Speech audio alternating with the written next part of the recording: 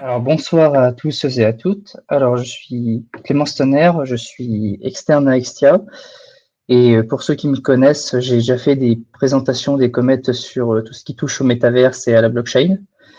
Et ce soir, je vais vous présenter une nouvelle comète, mais cette fois pas sur mon domaine de prédilection, mais plus sur un outil que j'utilise au jour le jour quand je travaille. Alors, est-ce que vous pouvez me confirmer que vous voyez mon écran dans le chat? Yann aussi, s'il peut confirmer là. Ouais, on voit bien Clément. Parfait. Alors, commençons. Alors, pour présenter ChatGPT, je vais d'abord vous présenter de façon non exhaustive le produit, plutôt les éléments qui entourent l'avènement de ce produit, les différents cas d'usage que j'ai pu identifier et aussi ce qu'on a pu voir sur les réseaux sociaux et dans mes collègues dans le monde de l'entreprise, et aussi ce que l'on peut construire par-dessus, parce que ChatGPT n'est pas seulement un produit qu'on utilise, c'est un outil que les entreprises peuvent utiliser pour améliorer leur système d'information. Et je vais vous présenter quelques cas d'usage que j'ai eu l'occasion de travailler dessus ou que j'ai vu sur les réseaux sociaux. Donc, chapitre 1, introduction. Donc, pour ceux qui connaissent ChatGPT, c'est un outil qui a été fait par l'entreprise qui s'appelle OpenAI. OpenAI, c'est une entreprise qui a pour but non lucratif, qui a pour but de faire des outils d'intelligence artificielle open source et de rendre l'accès à l'humanité à ces outils d'intelligence artificielle. Alors, cette entreprise, elle a été fondée par Elon Musk, peut-être si vous le connaissez, j'imagine, avec l'acquisition de Twitter et peut-être avec ChatGPT, et une personne nommée Sam Altman. Alors, Elon Musk, je pense que j'ai pas besoin de le présenter. Fut un temps, c'était l'homme le plus riche du monde. Je me rappelle plus si maintenant il l'est toujours, mais en tout cas, on le connaît pour toutes les entreprises qu'il a fait, et surtout récemment avec l'acquisition un peu chaud patate de Twitter et très hilarante comment ça s'est déroulé. Mais une des personnes aussi clés dans la fondation de ChatGPT de OpenAI, c'était Sam Altman. Alors peut-être cette personne, vous ne la connaissez pas, mais c'est vraiment la personne qui a aidé à créer from scratch OpenAI. Et c'est pas sa première entreprise qu'il a fait. Il a travaillé pendant longtemps à Y Combinator. Y Combinator, c'est un incubateur de start-up à San Francisco qui a aidé à créer parmi les plus grandes startups que vous connaissez, telles que Airbnb, GitLab, Stripe pour les processeurs de paiement et plein d'autres. Mais avant ça, il avait fait Loop et aussi été board members de Reddit. Reddit, c'est un réseau social pour ceux qui connaissent. Et il siège en tant que PDG de OpenAI. Mais une des particularités, c'est qu'en fait, il ne touche pas de rémunération avec OpenAI parce que c'est vraiment du non-profit. Et en fait, je t'avais dit à un moment d'une interview, c'est juste qu'il touche un salaire pour couvrir ses frais d'assurance santé et puis c'est tout. Donc, c'est vraiment une fondation OpenAI qui a pour but de démocratiser les outils d'intelligence artificielle pour l'humanité et pas de faire des profits. Et parmi les plus grands outils que OpenAI a fait, donc il y a, quand ils sont mis ensemble, Elon Musk et ChatGPT, c'était vraiment dans l'idée de créer ces outils pour pas qu'il y ait de dérives autoritaires ou malfaisantes de ces outils. Et parmi les produits les plus connus qui sont en train de tester, il y avait bien sûr ChatGPT qui est apparu en novembre 2022, mais il y avait aussi Whisper, pour ceux qui connaissent un peu, c'est un outil d'IA pour faire ce qu'on appelle du speech to text, c'est-à-dire transformer de l'audio en du texte, et DALL-E. DALL-E, c'est un outil qui permet d'utiliser du texte pour générer des images. Mais aussi, ils ont plein d'autres outils que moi, personnellement, je suis OpenAI depuis qu'ils existent depuis 2017. Je pourrais vous présenter vraiment tous les outils qu'il y a, ils sont vraiment intéressants, mais le but aujourd'hui, c'est de présenter principalement le plus connu, ChatGPT. Donc, ChatGPT, vous l'avez connu à partir de novembre 2022, mais en fait, il y a déjà eu des premières versions. Et moi, je suivais depuis un moment OpenAI, déjà depuis 2017. Ça a été fondé en 2015, OpenAI, et la première version de ChatGPT, qu'on appelait GPT-1, était sortie en 2018. Et ensuite, la version GPT-2 en 2019. Ces deux premières versions, elles n'étaient pas vraiment excellentes. J'avais vu des tests, surtout le Twitter technologie et informatique qui avait tenté de générer du texte avec ça. C'était intéressant les textes que je générais, mais ça n'avait pas vraiment la magie qu'on peut voir avec ChatGPT. Ensuite, à partir de 2020, il y a ce qu'on appelle GPT-3 qui est sorti. Là, on avait vraiment vu une nette amélioration de GPT. Et je me rappelle, en juin 2021, ils ont sorti une espèce d'interface utilisateur pour pouvoir l'utiliser. Et en fait, pour vous dire honnêtement, moi, ChatGPT, je le connais en fait depuis juin au lieu de novembre 2022. Donc là, j'avais pu tester et déjà à l'époque, on commençait à voir les potentiels qu'il y avait. Moi, j'avais commencé à l'utiliser pour rédiger certains rapports et m'automatiser certaines tâches. Et là, on avait vraiment un déclic, c'est à partir de novembre 2022, où là, ils ont sorti la version ChatGPT qui est en fait GPT 3.5. Et qu'est-ce qu'il y a eu comme amélioration entre GPT 3 et GPT 3.5? C'est qu'ils ont amélioré l'interaction entre le logiciel, le GPT 3.5, et l'interfaçage avec les êtres humains.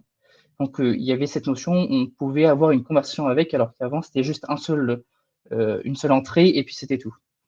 Et puis, début 2023, ils ont sorti GPT-4, qui est encore une nette amélioration par rapport à GPT 3.5. Pour l'instant, vous ne pouvez pas la voir, mais ça va bientôt être disponible au public général. Donc, je parle de ChatGPT, mais en fait, tout le monde sait à peu près comment l'utiliser, mais qu'est-ce que c'est derrière, en fait? On parle d'IA, c'est un terme un peu nébuleux, une espèce de black box qui fait des choses et on ne comprend pas ce que c'est. Mais en fait, ChatGPT tombe dans la pratique de ce qu'on appelle le Natural Language Processing. Donc, c'est tous les outils, pas forcément d'IA, ça peut être simplement des mathématiques ou du bête traitement de texte qui a pour but de pouvoir comprendre le langage humain et de pouvoir en générer. Donc, spécifiquement, ChatGPT utilise un réseau de neurones parce qu'on peut faire du Natural Language Processing avec de simples mathématiques. Et la particularité du réseau de neurones, c'est encore un sous-segment de cette spécificité de l'intelligence artificielle, c'est ce qu'on appelle les Large Language Models. Ça veut dire que ce sont des réseaux de neurones qui ont été entraînés sur des quantités très, très importantes de texte, en fait. Et chaque sous-segment de texte, en fait, on parle de Word, mais en fait, j'aimerais que vous reteniez, pour le reste de la présentation, ça va être très important, cette notion de token. Ça veut dire que les paramètres d'entrée sur lesquels ChatGPT a été entraîné et les paramètres de sortie sont décomposés en des petits segments qu'on appelle des tokens. Alors, ce n'est pas une chaîne de caractères, mais un token, c'est vraiment, on préfère la liaison avec une syllabe. Même si ce n'est pas vraiment une syllabe, c'est plus un moyen pour ChatGPT de décomposer en le plus petit élément qu'il connaît. Donc, par exemple, quand vous prenez le texte, ça c'était un screenshot de GPT-3 déjà à l'époque de juin 2022. Chaque segment du texte est décomposé en un token. Et du coup, comment marche en fait ChatGPT pour arriver à générer du texte et que vous lui posez une question? Eh bien, ChatGPT en fait prend les éléments d'entrée et aussi les éléments de sortie qu'il a donnés précédemment sur la conversation. Il décompose l'ensemble du texte en tokens et chaque token lui attribue une valeur. Et ensuite, avec ces différentes valeurs, il fait une espèce d'équation mathématique pas ultra complexe, c'est niveau probabilité, niveau lycée. Et ensuite, il sort les listes d'éléments, et avec dans chaque liste d'éléments, un score de probabilité dans lequel il est sûr de donner la bonne réponse. Donc en fait, théoriquement, c'est pas très compliqué ChatGPT. Ce qui fait qu'avant, on n'a pas pu arriver à ça, c'était la puissance de calcul, parce qu'il fallait entraîner tout ce réseau de neurones pour avoir en fait tous ces éléments de probabilité suivant les données qu'on donne en entrée. Et donc, c'est pas seulement compatible avec des éléments en anglais. Moi, personnellement, j'utilise ChatGPT en anglais parce que je travaille dans la tech, mais vous pouvez aussi l'utiliser en français. Mais ChatGPT ne fait pas la différence entre le français, l'anglais ou d'autres langues. Car vous pouvez lui écrire une partie de la conversation en anglais, une autre en français, en espagnol, en arabe ou en chinois, mais même avec des équations mathématiques, des langages de programmation ou tout type de symboles. Donc, c'est vraiment intéressant, le concept qu'on a avec ChatGPT, c'est qu'on a cette notion de langage universel. Dans des bouts de phrases, vous pouvez d'un seul coup switcher des mots en espagnol, en anglais. Il ne fait pas du tout la différence parce qu'il est entraîné sur des quantités énormes de texte et pour lui, c'est tout le même input et ça va dans ces mêmes équations mathématiques pour arriver à sortir le texte en sortie. Et donc, quand on met ce texte en entrée, on a eu la notion d'un nouveau skill qui est apparu pour interagir avec les IA, c'est la notion de prompt engineering. Et ça, c'est un autre élément qui est très important qu'on a avec les large language models. Ça veut dire qu'on va optimiser les données en entrée pour pouvoir une bonne donnée en sortie. Donc, comment ça se passe en fait qu'on optimise pour avoir la meilleure réponse avec ChatGPT? Par exemple, quand vous voulez rédiger du texte parce que vous écrivez un article, une lettre ou même que vous rédigez du code, moi j'utilise pour rédiger mon code, et bien, vous allez donner des mots-clés, des façons de formuler la phrase et le format dans lequel vous aimeriez que la donnée soit sortie, soit un tableau, est-ce que ce soit un mind map ou juste une simple liste. Et en faisant ça, vous pourrez influencer le modèle de langage pour qu'il vous donne le format que vous désirez. Donc, je vais vous donner un exemple, et ce tableau, je vous demanderai de le retenir parce qu'il va être utilisé plus tard aussi. C'est, comme je l'avais dit, moi j'utilise en anglais. J'avais besoin pour la présentation, d'avoir un pricing parce que je présentais le business model à plus loin de OpenAI. Et j'ai copié en fait le texte brut qui vient de la page web de OpenAI. J'ai dit, est-ce que tu peux me le résumer dans un format que j'aimerais bien? Donc, je lui explique que c'est bien que c'est des données brutes, raw data. Je lui dis que je voudrais qu'il ignore certaines données et qu'il m'en affiche que certaines, et dans un format de tableau. Pour ceux qui connaissent, c'est le langage Markdown, et qu'on voit la donnée brute. Donc, vous voyez, suivant comment j'ai posé la question, j'ai pu influencer le résultat de ma sortie. Et c'est ça vraiment la notion de prompt engineering.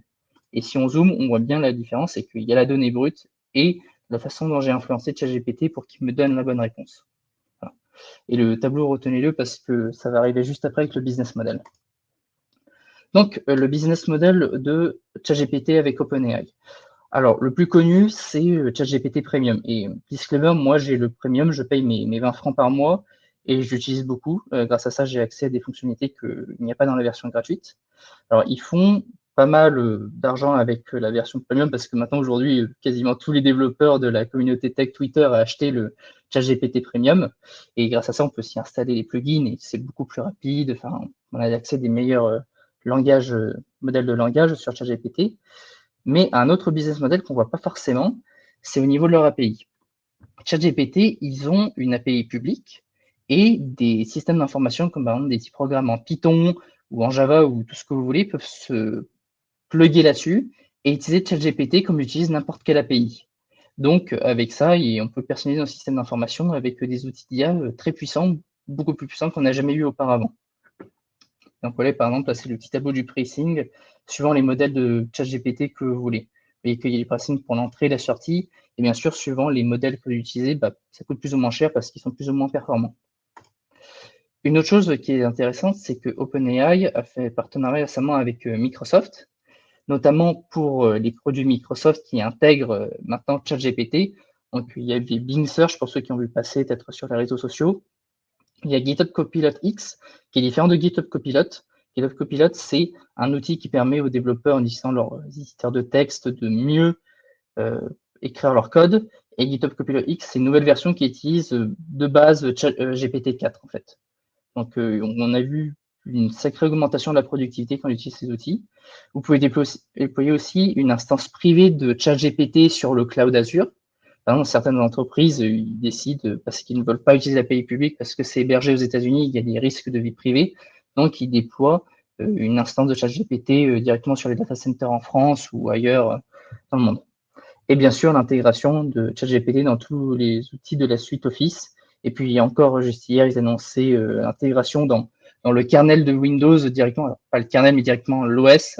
C'est-à-dire que, voilà, Microsoft a compris que l'IA, c'était une révolution, et particulièrement ChatGPT, c'est pour ça qu'il l'intègre.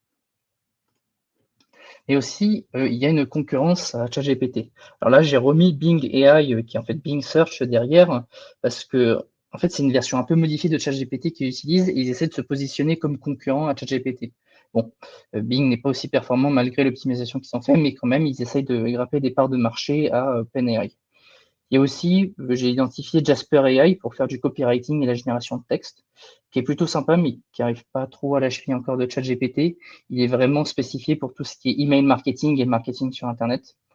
Il y a Google Bard qui s'est bien amélioré depuis leur dernière version, qui était, pour dire vraiment catastrophe, il y a 6 mois, mais quand même, ils n'arrivent pas encore à hauteur de ChatGPT. Et il y a Meta qui s'appelle Llama, Meta qui est anciennement Facebook, qui avait sorti aussi leur propre modèle, et d'ailleurs les weights, le modèle a fuité sur les réseaux sociaux. Et petite pour info, c'est la team française qui avait entraîné leur modèle. Je l'avais testé personnellement, je ne l'ai pas trouvé ouf. Je pense que Facebook doit améliorer encore son modèle pour pouvoir se mettre dans la confiance de ChatGPT. Voilà, je vous ai mis les 4 les plus gros, mais il y en a d'autres, mais ils étaient vraiment pas bons. Donc ça sert à rien de les mettre. Et puis voilà, c'est les 4 potentiellement qui peuvent faire concurrence, mais le leader reste quand même ChatGPT. Donc, petit à petit, on commence à avoir des discussions de réglementation avec ChatGPT. peut-être vous voyez sur la deuxième photo, c'est Sam Altman, le PDG de OpenAI, et en haut, c'était Christian Montgomery de chez IBM. Et donc, il y a ces discussions de réglementation. Alors, pour différentes raisons, c'est que c'est un outil qu'on ne connaît pas, donc peut-être ça fait un peu peur, donc on a envie tout de suite de le réglementer. Il y a aussi des discussions que plein d'acteurs du monde de la tech sont vraiment à la ramasse comparé à ChatGPT, parce que vraiment, il n'y a pas beaucoup de gens qui arrivent à la cheville. Donc, ils essayent de réglementer le marché pour essayer de rattraper, faire catch-up le temps que Fairly s'améliore, ou simplement juste parce qu'il y a peut-être des dangers qui soient mal utilisés de ChatGPT pour des fins malfaisantes. Donc, les discussions qu'il y avait, par exemple, là, c'était pendant le Sénat américain que j'avais suivi en direct, c'était est-ce qu'il va falloir une licence pour utiliser ou créer certains large language models quand ils passeront des seuils de puissance et de calcul? Est-ce qu'on devra appliquer des standards de sécurité, comme par exemple, il y a des normes ISO 9001, il y a des normes dans le bâtiment, est-ce qu'on doit appliquer la même chose?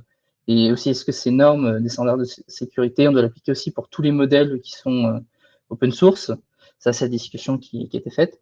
Et aussi, est-ce qu'il faut forcer tous les modèles qui sont entraînés open source comme closed source sur des datasets qui sont ouverts, et on n'a pas le droit d'avoir des datasets privés. C'est les points que j'avais identifiés qui a été discuté là au Congrès américain. Mais bon, pour l'instant, on n'est qu'au début de ces outils, on est au début des discussions de comment l'utiliser, donc à voir comment ça évolue. Mais cette discussion, elle a été enclenchée surtout pour un phénomène, et là, j'ai mis une image qui vient directement du rapport d'OpenAI.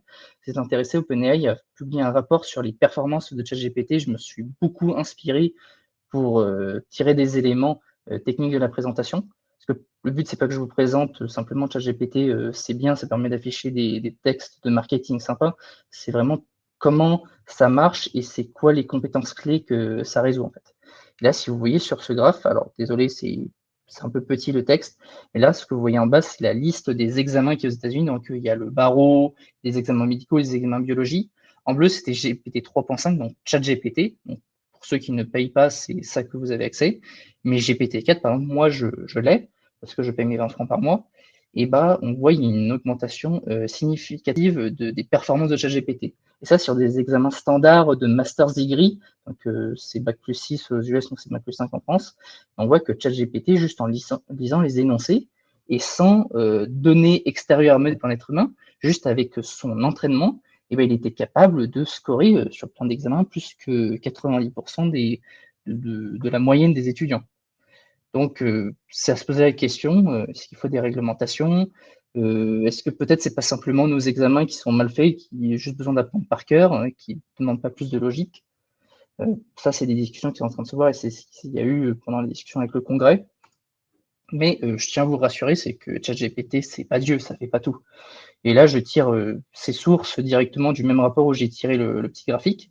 C'est que ChatGPT, les compétences principales, alors, je vous ai mis les 8 plus grandes, il y a toutes les compétences intermédiaires que j'ai pas mis, c'est pour dire les compétences qui sont totalement maîtrisées par ChatGPT, celles qui sont pas du tout maîtrisées. Donc, maîtriser, il y a tout ce qui est écriture, création de contenu, et pas juste texte, et qu'il arrive à gérer n'importe quel type de contenu qui utilise des caractères d'ordinateur.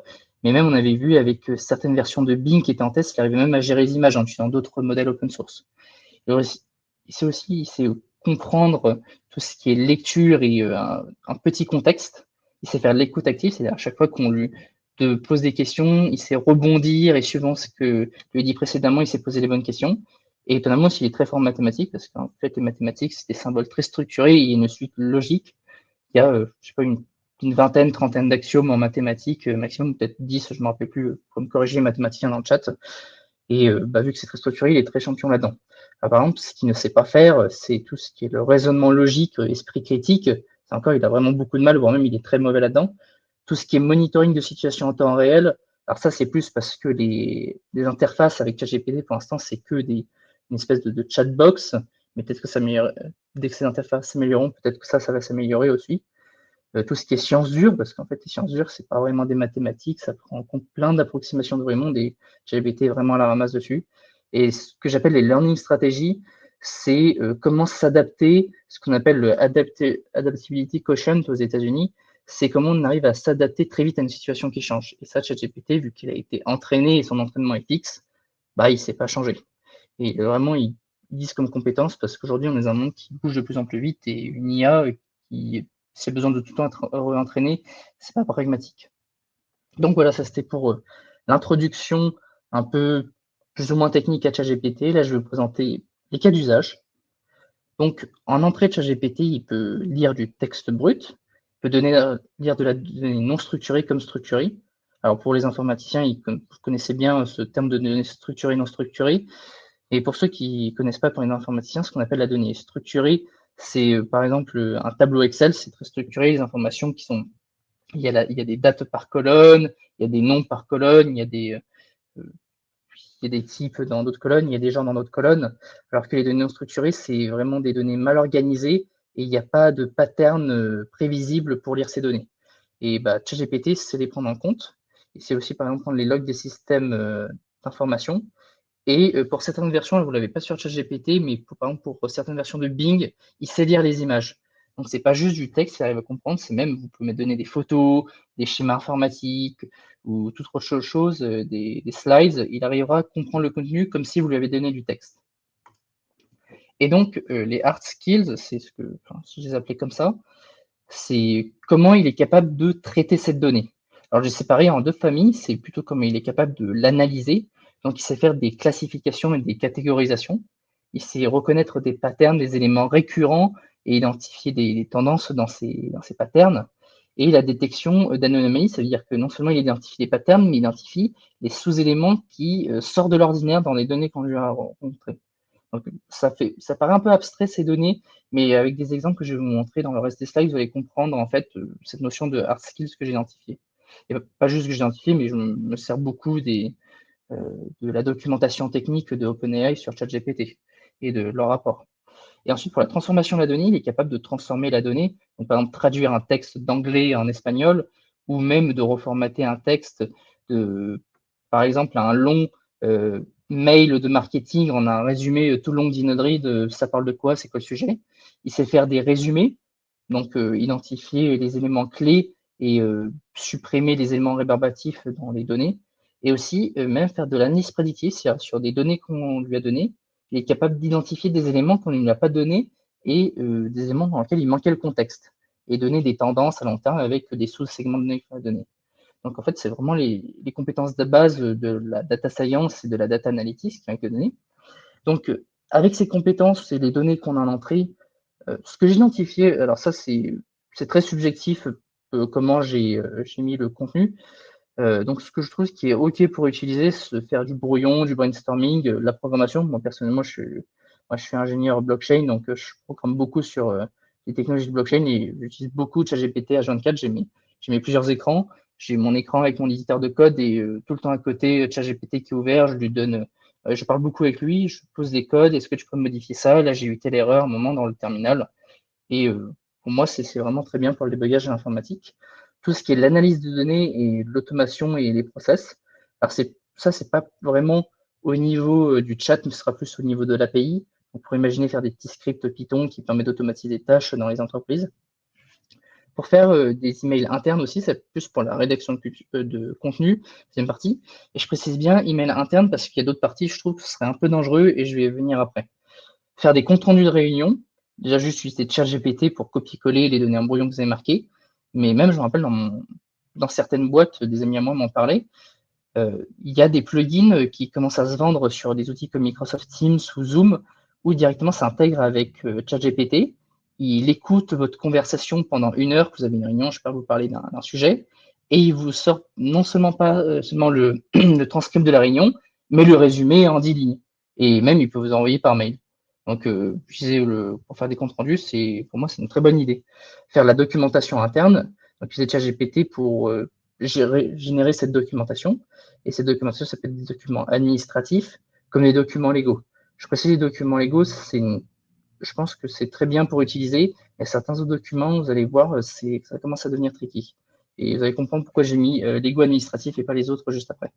Et pour tout ce qui est marketing B2C. Alors, les parties où ça commence à devenir un peu plus glissant de l'utiliser. Et vous allez tout de suite comprendre pourquoi dès que je vais les énumérer. Donc, messagerie interne. Alors, ça paraît évident de ne pas utiliser ChatGPT pour répondre à des messageries sur Slack ou d'autres outils de communication asynchrone.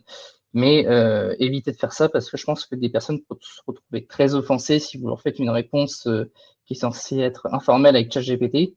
La communication externe avec des emails, par exemple, typiquement, je vois le cas d'usage avec, vous faites du commerce avec une autre boîte et vous leur écrivez un mail et que ça se voit que c'est réalisé par ChatGPT, je pense qu'ils vont très mal le prendre. Alors faites très attention. Les articles de journalisme, donc destinés à faire de la communication externe, faites attention parce que si les lecteurs se rendent compte que vous utilisez ChatGPT, ils vont directement poser la question à ChatGPT et pas lire votre article en fait. Donc faites bien attention avec ça.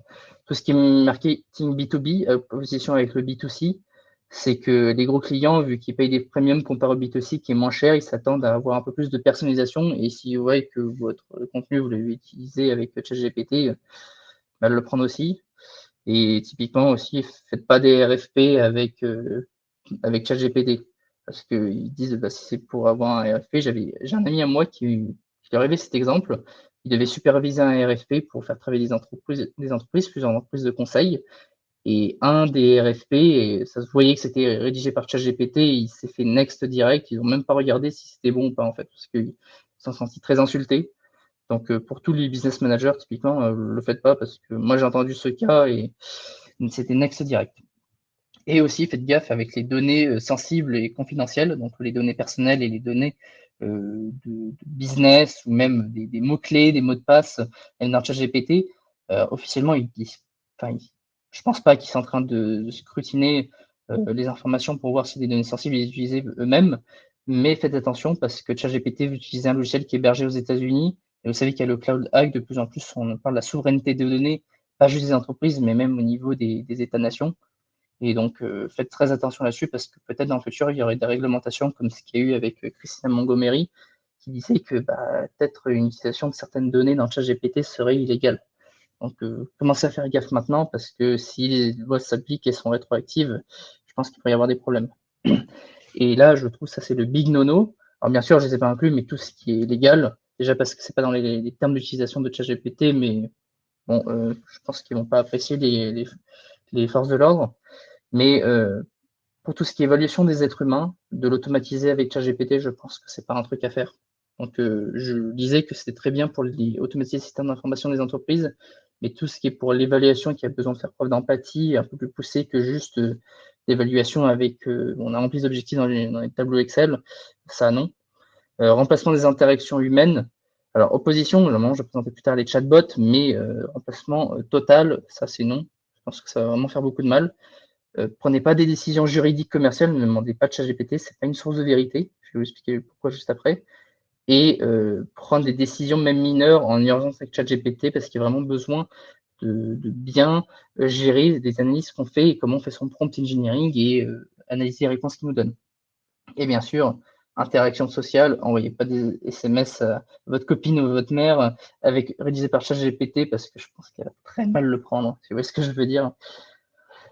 Ensuite, pour les limites, pourquoi il y a des trucs qui sont attention et nono, c'est parce qu'en fait, ChatGPT, vous voyez, c'est pas non plus un outil qui fait tout parfaitement.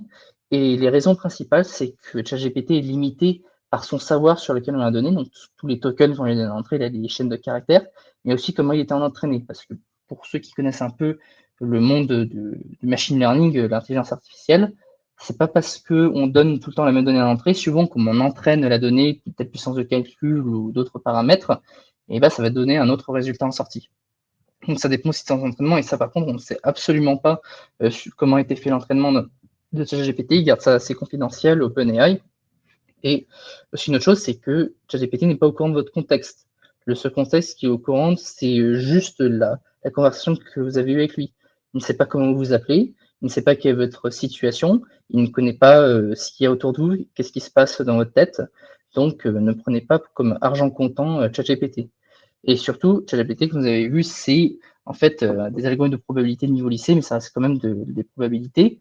Et du coup, il y a un manque de précision pour certains éléments de ChatGPT.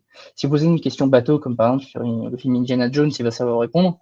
Mais si vous peut-être vous posez des questions très précises sur un sujet en médecine, là, peut-être il va avoir du mal.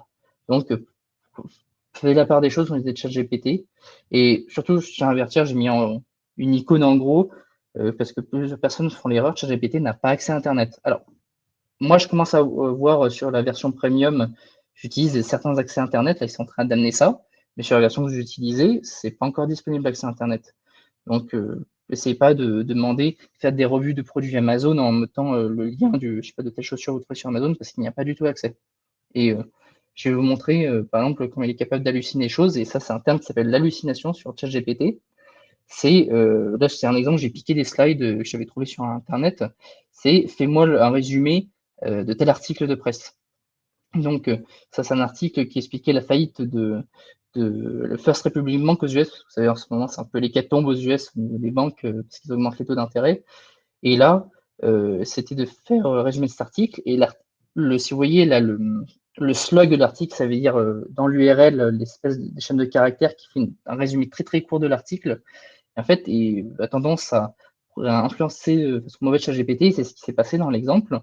Donc, il pensait que c'était First Republic Bank qui a acheté JP Morgan, alors qu'en fait, c'est l'inverse parce qu'il a fait faillite. Ou non, je sais plus, il dépasse au niveau des clients, alors que pas du tout. Et l'utilisateur, il a continué l'expérimentation, a dit comment tu as réussi à me générer ce résumé. Il a utilisé le contexte de Creative Summary, et c'est exactement ça, c'est-à-dire que ChatGPT crée, il invente des choses, il n'essaye pas d'être factuel. Et il crée des choses en ayant la meilleure précision, mais quand même, ça reste pas. Alors, un exemple que j'ai tenté de faire moi-même, alors, il s'est quand même bien amélioré, par exemple, sur l'exemple, quel acteur qui joue James Bond dans le film Danger Zone. Pour ceux qui connaissent James Bond, le film Danger Zone n'existe pas. Mais il me sort que c'est l'acteur Timothy Dalton. Alors quand même, il se rattrape à la fin. C'est peut-être un film fan-made, mais quand même, il m'a donné avec certitude dans la première ligne que si, il a bien fait ce film. Et là, il s'est bien amélioré, mais je me rappelle quand il était sorti, GPT 3.5, encore, il y avait des sacrées hallucinations et on pouvait faire dire tout et n'importe quoi. Donc, autre cas d'utilisation, par exemple, c'est pour faire les résumés. Là, j'ai commencé à vous présenter un peu les cas d'usage que j'ai pu identifier, que j'ai testé moi-même. Tous les exemples que j'ai montrés, c'est soit qui étaient publiés officiellement pour OpenAI ou j'ai testé moi-même, juste des exemples que j'ai trouvés sur Internet. Donc, c'était pour le pricing en fait de l'API de ChatGPT. Donc, j'avais donné prompt engineering et les données brutes, il m'a réussi à me sortir le tableau. Un exemple que j'ai inclus là, c'est directement dans la pub de chez OpenAI et que je trouvais ça vraiment formidable. J'ai dit tout à l'heure, ChatGPT est capable sur certaines versions de lire des images.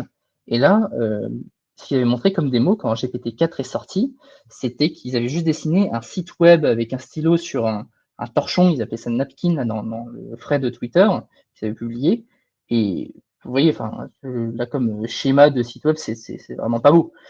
Et bah, ChatGPT, il a réussi à comprendre le contexte parce qu'il lui avait dit fais-moi un site web à partir de ce croquis. Et il a réussi à ressortir le code HTML, CSS, JavaScript. Pour les non-informaticiens, c'est grâce à ça qu'on fait les sites web. C'est des espèces de langage de programmation. Et il avait réussi à sortir le contenu qui a sorti alors un site web très simple. Vous voyez, c'est juste du texte avec un peu des balises, des couleurs. Mais c'est vraiment impressionnant. Juste avec très peu de contexte, le dessin est vraiment moche. Et il a réussi à sortir ces éléments. Donc, alors, il n'a pas réussi à faire des applications très complexes, comme par exemple l'UI de ChatGPT ou de Airbnb, mais là, on voit vraiment qu'il y a du potentiel. Un autre exemple, là, cette fois, j'ai testé manuellement, et là, c'est typiquement un exemple que j'ai pris, c'est par exemple le changement d'adresse que vous, par exemple, vous écrivez votre email pour dire aux impôts français que vous avez changé votre adresse. Donc, ce que j'ai dit, c'est ChatGPT, dans ma partie prompt engineering, je leur ai demandé de faire deux choses, de classification et formatage. Je dis, voilà, tu vas recevoir un email en texte brut français et j'ai besoin que tu me classifies cet email. C'est quoi comme catégorie? Est-ce que c'est un changement de mail? Est-ce que c'est un changement d'adresse, un changement de numéro de téléphone? Est-ce qu'il a envie de changer ses préférences au niveau des cookies? Est-ce qu'il change, il désactive son compte, il le réactive, tout ça? Enfin, les différents éléments qu'on peut trouver sur n'importe quel CRM. Et je lui dis, affiche-le-moi dans un type qui s'appelle JSON. JSON, pour ceux qui connaissent l'informatique, c'est une espèce de standard, comment on formate les données dans les systèmes d'information. Et donc, vous voyez sur la gauche, c'est un peu mon prompt engineering, ce que je lui ai demandé de faire. Là, c'était la suite, parce que bon, le texte était trop long à la verticale, donc je l'ai coupé en deux captures d'écran. Et là, c'était le texte que j'écris en français. Je dis, voilà, je m'appelle machin, je vais écrire au service d'impôt pour dire que je change d'adresse, j'habitais avant à tel endroit. Il a réussi à identifier en sortie, type, updater l'adresse. Il me l'a bien affiché dans le format que je voulais. Parce que théoriquement, il aurait pu me sortir en natural language, telle personne a changé d'adresse, mais là, je demande de m'afficher dans un format qui est compris par les ordinateurs. Donc là, typiquement, le script Python, il peut juste récupérer ça et ensuite faire des choses avec. Et deuxième étape de cette expérimentation, c'est au niveau du formatting. Je fais: «Ah OK, tu as sélectionné comme événement, update adresse», c'est-à-dire changement d'adresse. Est-ce que du coup, tu peux m'extraire la donnée, que tu arrives à lire dans cet email écrit par un être humain et tu me l'affiches dans un format informatique qui correspond au changement d'adresse? Pour ceux qui connaissent un peu les informaticiens, ça c'est le format OpenID Connect, c'est comment on standardise les données personnelles et aujourd'hui, c'est le standard dans tous les systèmes d'information que vous avez sur la planète. Donc, je lui ai demandé, affiche-moi l'ancienne adresse, la nouvelle adresse. Et avec succès, il a réussi à m'extraire l'information, l'adresse, l'état, le pays. Et donc, voilà, il était capable d'extraire l'information et de la formater. Donc, voilà, c'était les petits cas d'usage que je vous ai présentés. Et voilà, je suis content de ces cas d'usage que je vous ai montrés parce que c'est des trucs que j'ai pu tester personnellement et que même j'implémente des petits programmes dans mon temps libre en utilisant toutes ces données. Et donc là, je vais vous montrer que maintenant que vous savez comment ça marche un peu et qu'est-ce qu'on peut faire concrètement avec, je vais vous présenter un peu les différents produits qui peuvent se construire avec ChatGPT. Donc, premier truc qui me vient en tête, est-ce que ChatGPT va remplacer Google? Alors oui et non, en fait. ChatGPT, personnellement, moi, depuis que je l'utilise, j'ai vu mon utilisation de Google diminuer de 70 j'estime à peu près. C'est un peu ce que disent les gens sur Twitter, ce que me disent mes amis, ce que me disent mes collègues qui utilisent ChatGPT, c'est qu'ils utilisent beaucoup moins Google. Mais j'utilise toujours, parce que des fois, j'ai besoin d'informations factuelles. Je vais aller vers un site web et ChatGPT, enfin, comme je l'avais dit précédemment, sortir une information factuelle, pour l'instant, c'est pas le cas. Et parce que ça n'a pas été fait pour ça, ChatGPT, ça invente du texte suivant des probabilités. Donc, quand j'ai besoin de lire une documentation dans l'informatique ou j'ai besoin de connaître en détail une loi, je vais avoir du mal à faire confiance à ChatGPT. Mais bon, il y a des gens, apparemment, ça ne dérange pas de faire confiance 100% à ChatGPT, mais moi, personnellement, vu que je comprends comment ça marche et j'ai vu les bêtises qu'il m'a sorties, pour l'instant, je reste quand même avec une utilisation de Google qui a fortement diminué parce que, typiquement pour mes cas d'informatique, quand je demande des trucs bateaux, quelle est la meilleure librairie en Python pour faire tel truc en informatique, j'ai pas la peine d'aller voir Google. ChatGPT, non seulement il va pas m'en sortir une, mais il va sortir carrément une liste. Et pour vous montrer quand même pourquoi c'est intéressant d'utiliser ChatGPT à la place de Google, c'est un exemple que j'avais eu sur un thread, enfin non, c'était sur un article de TechCrunch, si vous connaissez une espèce de média de la Silicon Valley qui résume un peu tous les news de la tech, et montrer, c'est un exemple, explique la différence des types de Pokémon, pour ceux qui aiment bien les Pokémon. Donc, j'ai bien aimé cet exemple. Moi, personnellement, j'aime pas forcément les Pokémon, mais là, c'était vraiment illustratif. C'est qu'au lieu d'aller chez Google, qui redirige vers un nombre d'articles qui eux-mêmes font des résumés, des articles écrits par des êtres humains, là, ChatGPT est capable de faire un résumé à peu près correct des types de Pokémon. Voilà, il y a le type feu, il y a le type pierre. Et là, typiquement, j'ai montré cet exemple parce que ça résume totalement pourquoi on pourrait utiliser ChatGPT à la place d'utiliser Google. Et voilà, c'est pour résumer, enfin, les trucs type Pokémon, ça pourrait être pour plein d'autres choses. Vous n'avez pas besoin d'une précision très forte parce que c'est un truc, Pokémon, c'est extrêmement généraliste, tout le monde connaît. Et c'est même pas grave si on se trompe un peu, il n'y a pas des vies en jeu. Alors que si c'est pour une décision de médecine sur une maladie un peu ésotérique, là tout de suite, un peu moyen. Alors, pour mettre dans le contexte, quand même, ChatGPT a des résultats très bons en médecine, même excellents, même que meilleurs que la plupart des médecins, mais sur la médecine généraliste. Quand il s'agit d'une maladie où il n'y a que 100 malades de telle maladie dans le monde, je ferai attention à ça. Donc, pour moi, ce serait d'utiliser les deux en combinaison, ChatGPT et Google, mais je pense que dans le futur, vos interfaces seraient plutôt avec en fait des espèces de grands chatbots à la ChatGPT pour la plupart de vos interactions en fait. Et même d'ailleurs, les moteurs de recherche comme Google, Bing et moi j'utilise par exemple Brave Search, je n'utilise pas Google. De plus en plus, ils intègrent des notions de large language model, c'est-à-dire qu'au tout début de vos recherches, ils vous font directement un résumé avec leur language model des informations que vous avez cherchées et après ils vous mettent les liens. Donc, ce serait une approche hybride du futur de comment on fait ça. Et aussi pour les systèmes d'information, donc ça va plus intéresser là, les informaticiens, les techs.